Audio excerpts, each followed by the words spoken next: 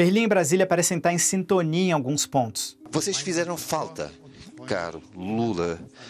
Em um mês de governo Lula, a Alemanha fez o que eles não haviam feito nos últimos 7 anos. Nessa parceria com o Brasil, os alemães parecem ter pressa. O chanceler alemão Olaf Scholz foi o primeiro chefe de governo estrangeiro a fazer uma visita oficial a Brasília depois da posse do Lula. E a passagem veio com o anúncio da liberação de muito dinheiro, mais de R$1 bilhão para os 100 primeiros dias do governo Lula no combate a problemas ambientais e sociais na Amazônia. Mas por que os alemães estão tão generosos assim com o Brasil? Nesse vídeo eu vou te contar quais os interesses da Alemanha na América do Sul.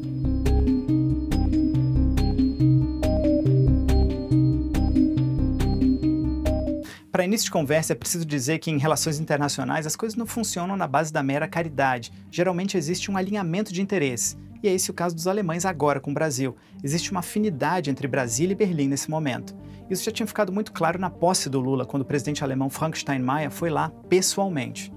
Wir Brasilien brauchen, dass wir eine brasilianische politische Führung. Es ist gut zu wissen, dass Brasilien zurück ist auf der internationalen Bühne. A eleição do Lula como presidente foi um grande alívio para a Europa. Desde o impeachment da Dilma Rousseff, que as relações entre Brasil e Alemanha tinham azedado. Com Bolsonaro, a coisa ficou ainda pior. E diante da política ambiental do governo anterior de deixar a boiada passar, com diminuição da fiscalização na Amazônia, incentivo ao garimpo e aumento das queimadas, a Alemanha evitava o Brasil. E diante da tentativa de mudar as regras do Fundo Amazônia, os europeus congelaram esse fundo que tem mais de 16 bilhões de reais em recursos.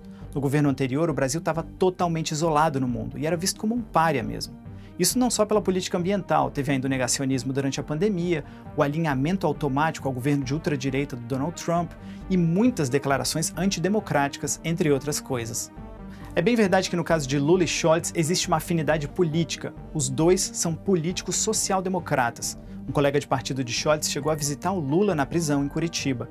Na última vez que os dois se encontraram, Olaf Scholz tinha acabado de ganhar as eleições na Alemanha, mas ainda não era chanceler, e Lula fazia uma turnê pela Europa, já em campanha. E foi na campanha que Lula fez promessas ambiciosas que chamaram a atenção dos europeus. Uma delas foi a de zerar o desmatamento na Amazônia, algo que nunca foi feito. Nos anos do governo dele, a taxa de desmatamento caiu, mas mesmo assim sempre existiu. Além disso, a legislação atual permite até 20% de desmate das propriedades privadas nas áreas de floresta. Esse é um grande desafio. E o dinheiro liberado pela Alemanha agora, 1 bilhão e 100 milhões de reais, vem exatamente para projetos ambientais e sociais na Amazônia. O objetivo é, entre outras coisas, buscar formas de criar uma economia de baixo impacto na floresta, o contrário do que era feito no governo Bolsonaro, que incentivava a mineração e a agropecuária. Além disso, o Fundo Amazônia foi desbloqueado, e na área de energias renováveis, os alemães querem muito ser parceiros do Brasil em projetos de hidrogênio verde. E vale lembrar que a Europa passa por uma crise de energia grave e procura desesperadamente por alternativas nesse momento. Outra promessa de campanha do Lula que mexeu com os europeus foi a ratificação do maior acordo comercial do mundo, o Acordo de Livre Comércio da União Europeia com o Mercosul. Ele prometeu fazer isso nos 6 primeiros meses de governo. O acordo envolve 20% da economia do planeta, 700 milhões de pessoas. Estava parado por conta da política ambiental do governo anterior.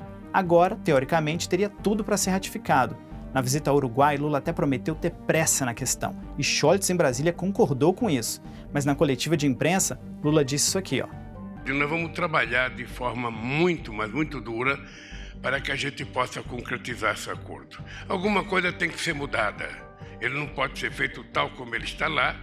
O documento já estava pronto. Isso significa que eles vão voltar para a mesa de negociação e isso pode levar tempo. Nessa viagem do Scholz para Argentina, Chile e Brasil, os jornais alemães davam uma ênfase nessa busca da Alemanha por matérias-primas da América do Sul, como uma alternativa diante da guerra da Ucrânia. Desde o início do conflito, a América do Sul ganhou relevância mundial, exatamente por conta disso.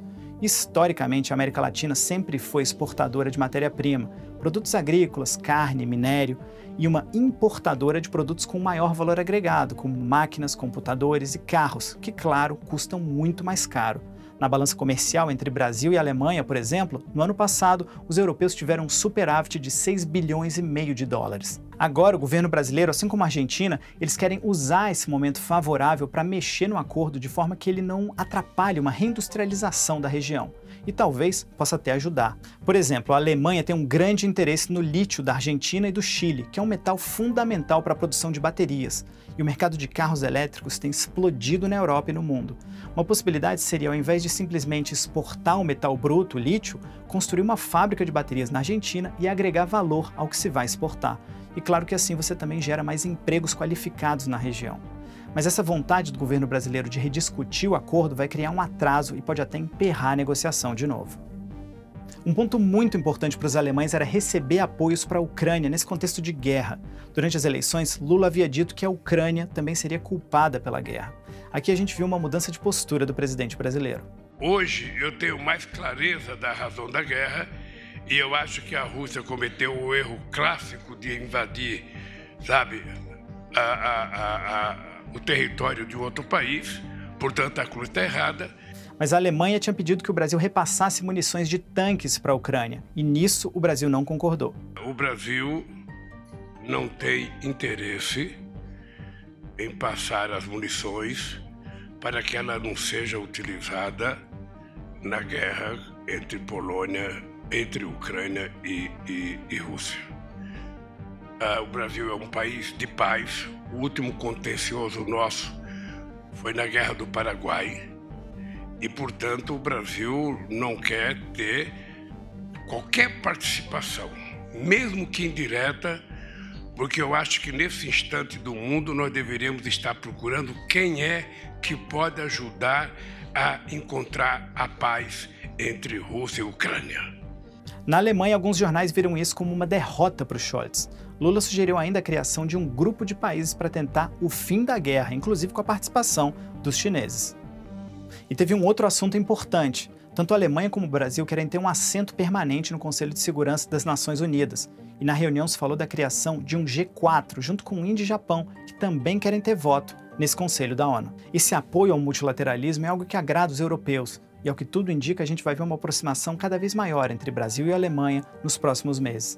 O próximo a visitar o Brasil é o ministro da Economia alemão, em março. A Deutsche Welle é a rede internacional de notícias da Alemanha. Se você quer assistir mais vídeos como esse, se inscreve no nosso canal no YouTube.